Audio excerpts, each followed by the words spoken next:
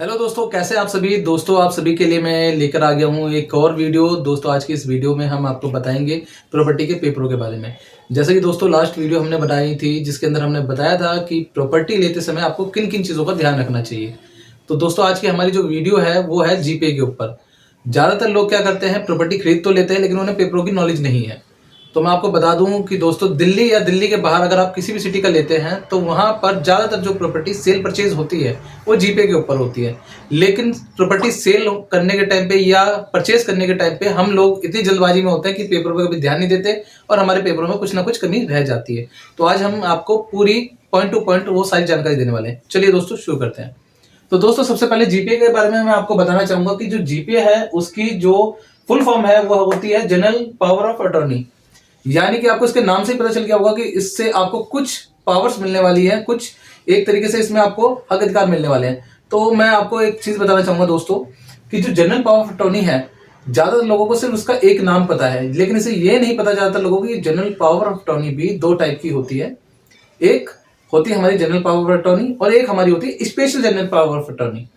तो आपको बता दूं जो स्पेशल जीपीए होती है उसके अंदर क्या खास होता है। तो दोस्तों मैं आपको बता दूं, कई बार ऐसा होता है कि मान लीजिए मैंने कोई प्रॉपर्टी परचेज कर ली। अब प्रॉपर्टी परचेज करने के बाद मैं यहाँ नहीं रहता, मैं रहता हूँ इंडिया के बाहर या फिर किसी और सिटी में रहता हूँ और मेरे लिए बार बार यहाँ पर आना जाना पॉसिबल हो नहीं पाता है। मैं यूटिलिटी बिल वगैरह जो पेमेंट करनी है वो मैं यहाँ पर नहीं कर पाता हूँ, या फिर कोई बिजली का पानी का कनेक्शन मेरे को लेना है तो उसके लिए मैं बार बार आना जाना नहीं कर सकता। साथ के साथ मैंने अपनी प्रॉपर्टी को जो है वो रेंट पे दे दिया है, लेकिन मैं रेंट कलेक्ट करने के लिए भी यहाँ पर नहीं आ सकता, या फिर मेरे को मेंटेनेंस करानी है, या फिर मैं अपनी प्रॉपर्टी को सेल परचेज करने के लिए भी यहाँ पर नहीं आ सकता क्योंकि मैं विदेश रहता हूँ। तो उस कंडीशन में मैं क्या करूंगा कि मैं अपने हैंड से एक स्पेशल जीपीए यानी कि special general power of attorney किसी और के नाम पे ट्रांसफर कर दूंगा और उसे ये सारे राइट्स दे दूंगा कि वो मेरी प्रॉपर्टी का रेंट कलेक्ट करे, यूटिलिटी बिल भरे, अपने नाम पर जो है कनेक्शन ले सकता है और अपने ही बिहाफ पे वो प्रॉपर्टी सेल और परचेज भी कर सकता है। तो वो होता है हमारा general power of attorney special condition में। अगर हम बात करें नॉर्मल जीपीए की, तो जब हम कोई नॉर्मल प्रॉपर्टी खरीदने जाते हैं तो आपको पता ही होगा कि हम लोग जीपीए पे प्रॉपर्टी खरीद लेते हैं क्योंकि वहां पर रजिस्ट्री नहीं होती है। तो दोस्तों मैं आपको बता दूं जीपीए के अंदर जो पार्ट्स होते हैं, जो छोटे छोटे उसके अंदर आर्टिकल्स होते हैं, उन सभी को आपको ध्यान से पढ़ना होता है और ध्यान से बनवाना होता है, क्योंकि अगर उसमें आपकी कमी रह गई तो आपकी जीपीए जो है वो आधी अधूरी रह जाएगी। तो चलिए दोस्तों मैं आपको बताता हूं इसके अंदर क्या क्या चीज होती है। तो एक जो जीपीए होती है, जीपीए के ये करीबन 6 पार्ट्स होते हैं जो जीपीए के अंदर होते हैं, प्रॉपर जीपीए के अंदर। मैं आपको बता दूं, जैसे पहला हमारा जीपीए है जिसे हम जनरल पावर ऑफ अटॉर्नी के नाम से जान रहे हैं, उसके अंदर पीओए भी शामिल होता है। यानी कि अगर हम इसे पीओए का नाम भी देते हैं तो वो भी सेम ही रहेगा, पावर ऑफ अटॉर्नी, जिसके अंदर वो सारे पावर्स लिखे होते हैं कि आज हम ये प्रॉपर्टी खरीद रहे हैं, ये जीपीए हमारे नाम पे जिसने प्रॉपर्टी बेची है उसने कर दिया।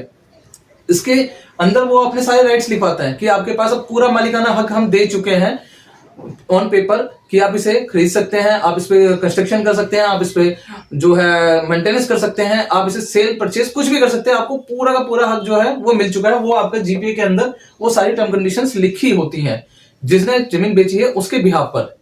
फिर उसके बाद हमारा जो दूसरा पेपर उसके अंदर होता है वो हमारा होता है एटीएस। दोस्तों मैं आपको बता दूं जो एटीएस है, एटीएस की फुल फॉर्म आती है एग्रीमेंट टू सेल, या फिर हम इसे सेल एग्रीमेंट के नाम से भी जानते हैं, जिसके अंदर ये शो किया जाता है कि ये जो प्रॉपर्टी है, जो विक्रेता है यानी कि जो बेचने वाला है, वो ये शो करता है कि ये जो प्रॉपर्टी है मैं इन शर्तों पे इन्हें बेचने को तैयार हूं जो कि खरीद रहे हैं मेरे से। तो वो हमारी एटीएस के अंदर वो सारी डिटेल्स होती है सेल एग्रीमेंट के अंदर।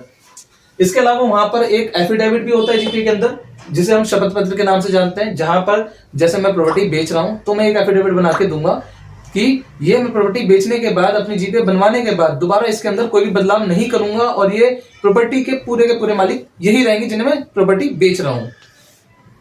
इसके बाद हमारा आता है रिसिप्ट, जिसे हम पेमेंट रिसिप्ट के नाम से भी जानते हैं। दोस्तों मैं आपको बता दूं जब भी किसी जमीन का सौदा होता है तो उसमें ना एक पेमेंट दी जाती है। हम जो भी पेमेंट लिखवाते हैं कि इस अमाउंट पे हम इसे सेल कर रहे हैं, तो वो पेमेंट की पूरी वहां पर डिटेल लिखी होती है, किस तारीख को हम पेमेंट कर रहे हैं, कितनी पेमेंट कर रहे हैं, कितने पे हमारा सौदा तय हुआ है। वो सारी की सारी चीजें आपको पेमेंट रिसिप्ट के अंदर देखने को मिल जाएंगी।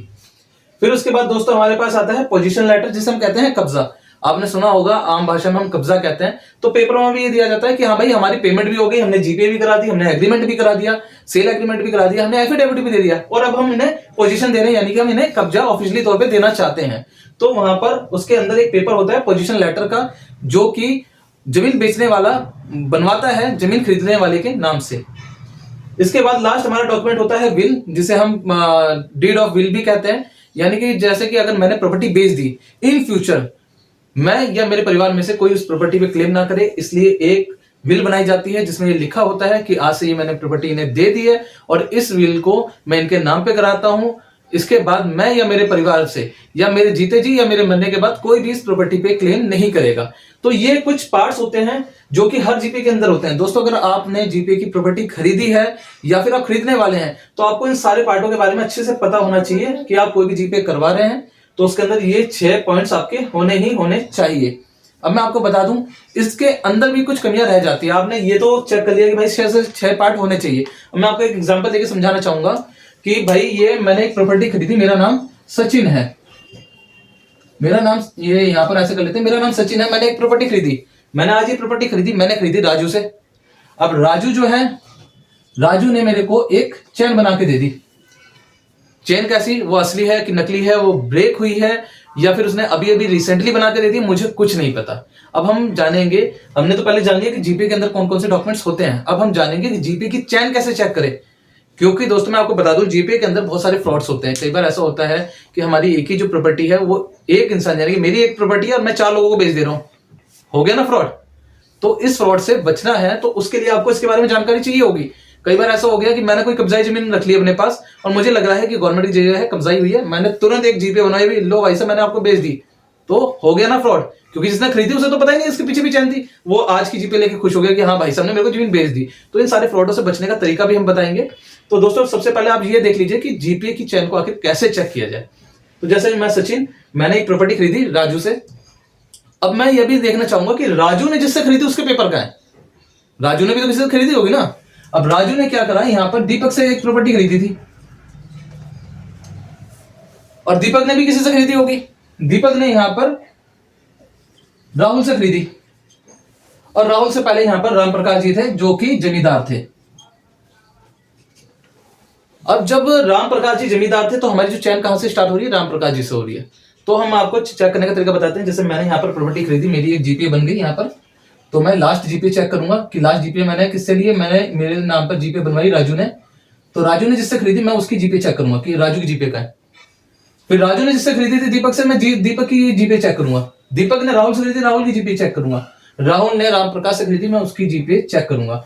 और याद रहे इन सभी की जीपे अलग अलग बनी होगी एक दूसरे के नाम से, कि राम प्रकाश ने राहुल को बेची, राहुल ने दीपक को बेची, दीपक ने राजू को बेची और राजू ने सचिन को बेची। तो ये सिक्वल से होनी चाहिए और साथ के साथ सबकी अलग अलग जीपी होगी और सबकी जीपीओ के अंदर ये सारे डॉक्यूमेंट्स मैंडेटरी है। इनमें से कुछ भी मिस नहीं होना चाहिए, क्योंकि अगर कुछ भी मिस होता है तो आपकी जो जीपी है वो इनकम्प्लीट रहेगी दोस्तों। अब ये तो बात हो गई आपकी चैन की और डॉक्यूमेंट्स की, कि डॉक्यूमेंट्स और चैन कैसे करें। अब मैं आपको बता दूं जीपे के अंदर भी कुछ छोटी छोटी मिस्टेक्स हो जाती है। ये सारी होने के बाद भी हमसे मिस्टेक हो जाती है जिससे हमारी जीपे अधूरी रहती है। जीपे में क्या मिस्टेक होती है, जीपे में मिस्टेक ये होती है कि मैंने आज एक प्रॉपर्टी खरीदी, सपोज आज उस प्रॉपर्टी का हाउस नंबर 226 है, 226 त्रिनगर दिल्ली 52 है या दिल्ली 33 है, कुछ भी XYZ। अब वो जो जमीन थी वो आज से पहले झुग्गियों में होती थी, उसका कुछ और नंबर होता था N118/24। अब हम क्या करते हैं, हम आज हमने प्रॉपर्टी खरीदी, हम सीधा डलवा देते हैं हाउस नंबर 230 या कुछ भी जो भी प्रेजेंट का है। तो हमारी ये कमी रहती है। जब भी ऐसी कोई प्रॉपर्टी हो जिसका हमें ये पता हो कि पहले कुछ और एड्रेस था और आज कुछ एड्रेस है, तो हमें सबसे पहले अपने से पुरानी, जैसे कि मैं आज प्रॉपर्टी कर रहा हूं तो मैं राजू की प्रॉपर्टी उठा के दे दूंगा, देखूंगा कि राजू की प्रॉपर्टी में आखिर एड्रेस क्या लिखा हुआ है।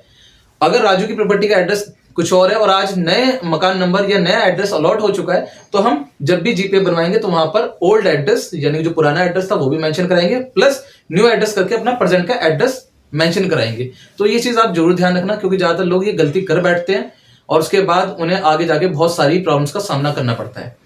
तो पहला पॉइंट तो वो आ गया कि आपने न्यू और ओल्ड एड्रेस अगर है तो आपको दोनों ही मेंशन कराने हैं। सेकेंडरी में आपको बता दूं, सेकेंडरी हमसे क्या गलती होती है, वहां पर एक ऑप्शन आता है जहां पर वो पूछा जाता है कि आप अपने पड़ोसियों के नाम बताओ, जो प्रॉपर्टी है उसके आस पड़ोस का नाम बताइए, साउथ में कौन है, नॉर्थ में कौन है, ईस्ट में कौन है, वेस्ट में कौन है। अब हम लोग क्या गलती करते हैं, हम पुरानी वाले उठा देते हैं। ध्यान रहे हमें वो पुराने नहीं, वो प्रेजेंट के देने हैं।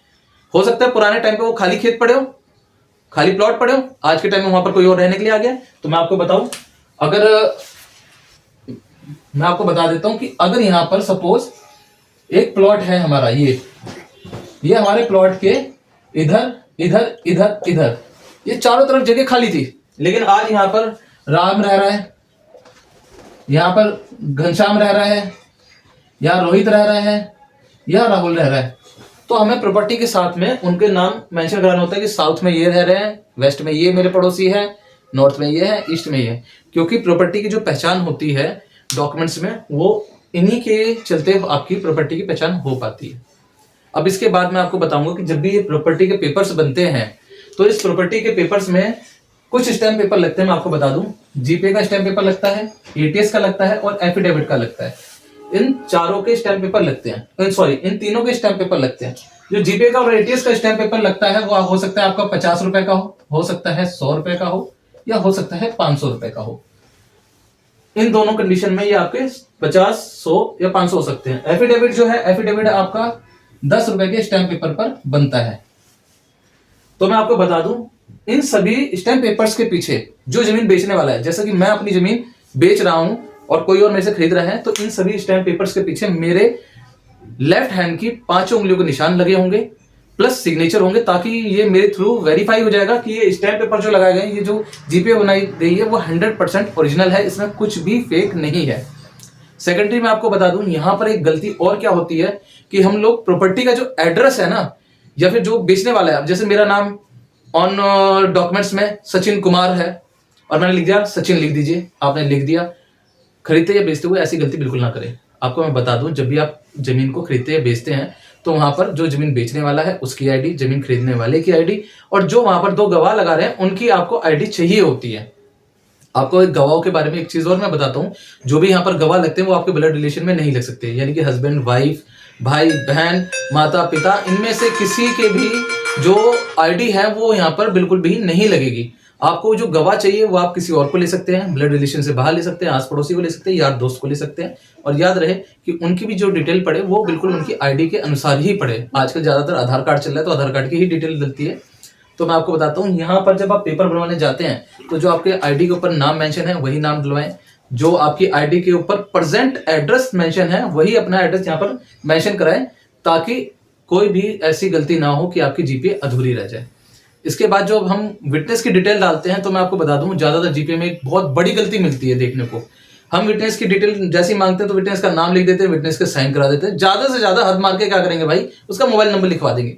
लेकिन ये चीज बिल्कुल गलत है। जब भी आपकी जीपे में या आपकी प्रॉपर्टी के पेपर में विटनेस की डिटेल मांगी जाती है तो आपको वहां पर विटनेस का नाम जो आईडी पर लिखा है, प्लस विटनेस के फादर का नाम, प्लस विटनेस का प्रेजेंट एड्रेस जो आईडी में लिखा है एक्यूरेट वैसे ही, प्लस जो आईडी आपने लगाई है उसका आईडी नंबर और मोबाइल नंबर, ये सारी चीजें मेंशन कराने के बाद वहां पर विटनेस के लेफ्ट हैंड के थंब के इंप्रेशन, अगर वो मेल पर्सन है, अगर फीमेल है तो राइट के थंब इंप्रेशन और सिग्नेचर, ये करा के ही हमें अपने पेपरों को वेरीफाई कराना चाहिए, वरना हमारी जीपे जो है अधूरी रह जाएगी।